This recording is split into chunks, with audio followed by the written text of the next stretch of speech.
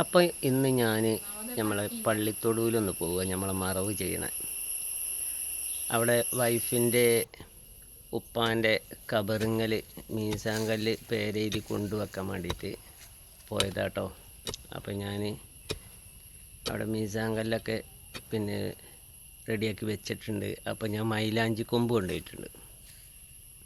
അപ്പോൾ അത് അവിടെ കുഴിച്ചിടാൻ വേണ്ടിയിട്ട് ഞാൻ ചെറിയൊരു കുയ്യ് കുത്തിയും കൊണ്ടിരിക്കുകയാണ്. രണ്ട് സൈഡിലും വെക്കാൻ വേണ്ടിയിട്ട് കേട്ടോ. അപ്പോൾ നമുക്കെല്ലാവർക്കും പോകേണ്ട ഒരു സ്ഥലമാണിത്. അപ്പോൾ വൈഫിൻ്റെ ഉപ്പാക്ക് പിന്നെ ആൺകുട്ടികളൊന്നുമില്ല, 3 പെൺകുട്ടികളാണ്. അപ്പോൾ ഞാൻ മാത്രമാണ് അവിടെ കബറിങ്ങൽ പോകാറുള്ളൂ. അപ്പോൾ ചിലപ്പോൾ അവിടെ ചെല്ലുമ്പോൾ ഇങ്ങനെ പേരെഴുതി വെക്കാത്തതുകൊണ്ട് ചിലപ്പോൾ പെട്ടെന്ന് കബർ മനസ്സിലാവില്ല. അപ്പോൾ അതുകൊണ്ട് കുറച്ച് ദിവസമായിരുന്നു ഇത് പേരെഴുതി ഇവിടെ കൊണ്ടുവന്ന് വെച്ചിട്ട്. അപ്പോൾ അത് അവിടെ വെക്കാൻ വേണ്ടി കണ്ട് പോയതാണ്.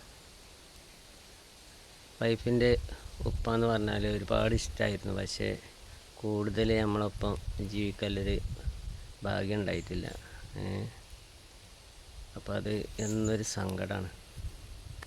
അപ്പോൾ എനിക്ക് പറ്റുന്ന സമയത്തൊക്കെ ഞാനവിടെ കബറിങ്ങൽ പോകലുണ്ട്, പ്രാർത്ഥിക്കലുണ്ട്. ആൺകുട്ടികളുണ്ടെങ്കിൽ എന്തായാലും നമ്മൾ പോകും, പെൺകുട്ടികളാണെങ്കിൽ എന്തായാലും കബറിങ്ങ അവർ പോവില്ലല്ലോ, 3 പെൺകുട്ടികളല്ലത്. അപ്പോൾ ഫസ്റ്റത്തെ മരുമകനും മകനും ഒക്കെ പാടായിട്ട് ഞാനായിരുന്നു.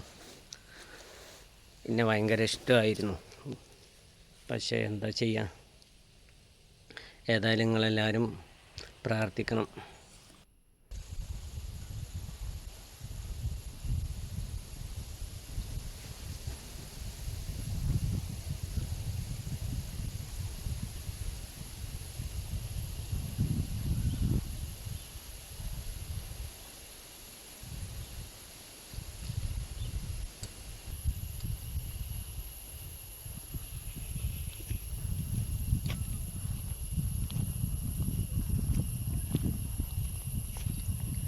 വൈഫ് ഞാനും കൂടിയാണ് പോയത്. വൈഫ് അവിടെ കുറച്ചപ്പുറത്ത് അവിടെ മാറി അവിടെ ഇരിക്കുക കേട്ടോ.